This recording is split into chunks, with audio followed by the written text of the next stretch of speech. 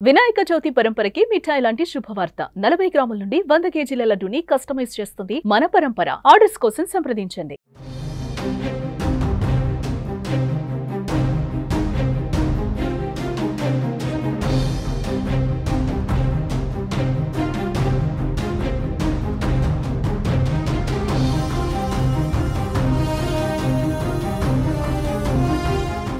దక్షిణ అమెరికాను భూకంపం వణికించింది.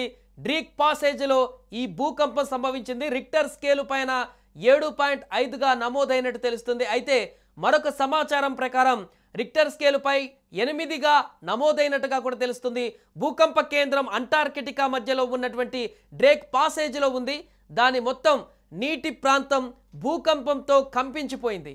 భూకంప తీవ్రత మొదట్లో 8గా నమోదైంది. కానీ తర్వాత యునైటెడ్ స్టేట్స్ జియోలాజికల్ సర్వే దానిని 7.5కి తగ్గినట్టుగా కూడా చెప్పింది. సుమారు 10 కిలోమీటర్ల లోతులో ఈ యొక్క భూమి కంపించినట్లుగా అమెరికా జియోలాజికల్ సర్వే పేర్కొంది. దక్షిణ అమెరికా అంటార్కిటికా మధ్య డ్రేక్ పాసేజ్ ఉంది. భారీ భూకంపం వల్ల ఆ ప్రాంతం పూర్తిగా వణికిపోయింది. అయితే పసిఫిక్ సునామీ కేంద్రం సునామీ హెచ్చరికలు మాత్రం జారీ చేయలేదు. తొలుత భూకంప తీవ్రతను 8గా ప్రకటించారు. ఆ తర్వాత యుఎస్ జియోలాజికల్ సర్వే ఆ తీవ్రతను తగ్గించింది. అర్జెంటీనాలోని ఉషయాకు సుమారు 700 కిలోమీటర్ల దూరంలో భూకంప కేంద్రం ఉన్నట్లు తెలిపారు. ఉషయా సిటీలో సుమారు 57,000 మంది జనాభా ఉంటారు. అయితే చిలీ దేశ కోస్తా ప్రాంతానికి మాత్రం పసిఫిక్ సునామీ వార్నింగ్ సెంటర్ స్వల్ప స్థాయిలో వార్నింగ్ జారీ చేసింది. అయితే హవాయి కానీ ఇతర సుదూర ప్రాంతాలకు ఎటువంటి సునామీ ప్రభావం ఉండదని కూడా పేర్కొంది. ఇక ఈ ప్రకంపనల కారణంగా సునామీ ముప్పు పొంచి ఉండడంతో చిలీ దేశం అలర్ట్ అయింది.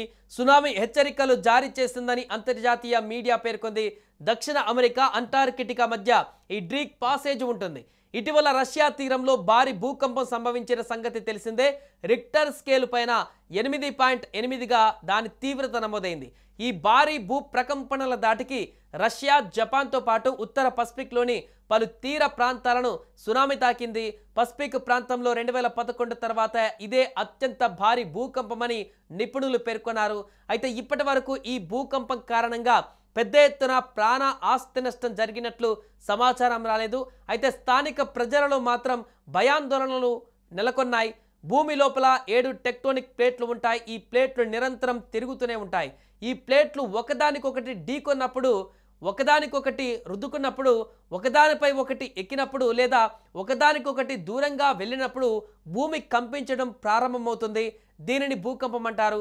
భూకంపాలను కొలవడానికి రిక్టర్ స్కేల్ను ఉపయోగిస్తారు. దీనిని రిక్టర్ మ్యాగ్నిట్యూడ్ స్కేల్ కూడా అంటారు. రిక్టర్ మ్యాగ్నిట్యూడ్ స్కేల్ 1 నుంచి 9 వరకు ఉంటుంది. భూకంప తీవ్రతను దాని కేంద్రం నుండి కొలుస్తారు. అంటే ఈ కేంద్రం నుండి వెలువడేటువంటి శక్తిని ఈ స్కేల్ పైన కొలుస్తారు. 1 అంటే తక్కువ తీవ్రత గల శక్తి విడుదలవుతుంది. 9 అంటే అత్యధికం, అత్యంత భయానకమైన విధ్వంసక తరంగం. ఇవి దూరంగా వెళ్లే కొద్దీ బలహీనపడతాయి.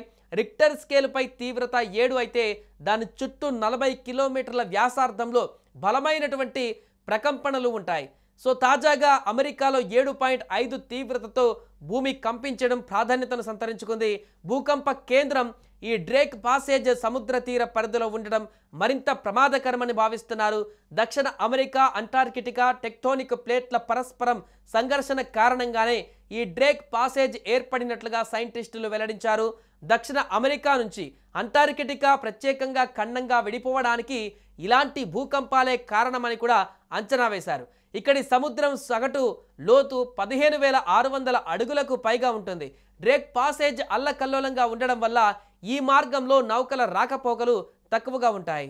సుమన్ టీవీలో మీ పర్సనల్ అండ్ బిజినెస్ ప్రమోషన్స్ కోసం కింది నెంబర్కి కాంటాక్ట్ చేయండి. డ్రగ్స్, గంజాయి లాంటి చెడు వ్యసనాలకు దూరంగా ఉండండి. తాత్కాలిక ఆనందం కోసం జీవితాలని నాశనం చేసుకోవద్దు. డ్రగ్స్ విక్రయాలు, దందాలు నిర్వహిస్తే 180059969969 టోల్ ఫ్రీ నంబర్ కి కాల్ చేయండి. డ్రగ్స్, గంజాయిని నిర్మూలిద్దాం, భవిష్యత్తును కాపాడదాం.